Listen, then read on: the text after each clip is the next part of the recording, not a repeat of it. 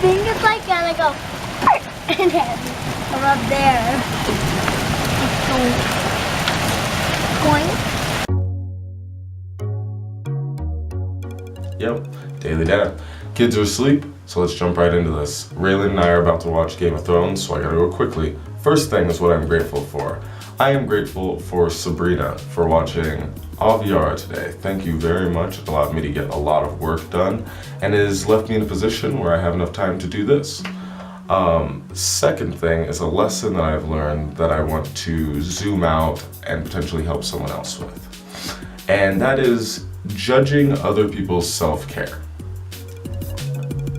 Me, being the person I am, I have a particular set of behaviors that I like to do that I would consider active rest. Things that aren't like as far as sleeping or even deep meditation, but allow me to still recharge my battery a little bit.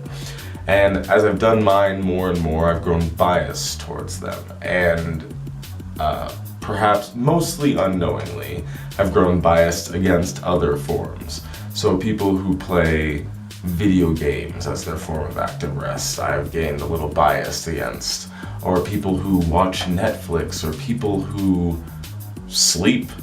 I mean, sleep is the last thing I would choose to do if I could go out and make something happen or create something.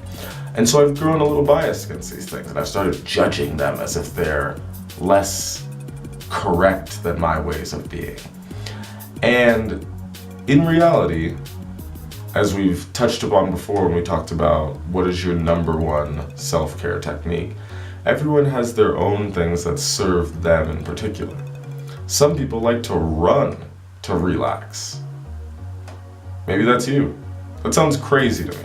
That sounds ridiculous. I mean, partially I have asthma and I'm not in the best of shape when it comes to endurance, but that sounds ridiculous. I would much rather sit on the floor, focus on my breathing. But for you, running might be the thing. Maybe playing video games is your thing. It gets me all hyped up and I get a little too much adrenaline, cortisol, whatever it would be through the veins for me to actually call that relaxing.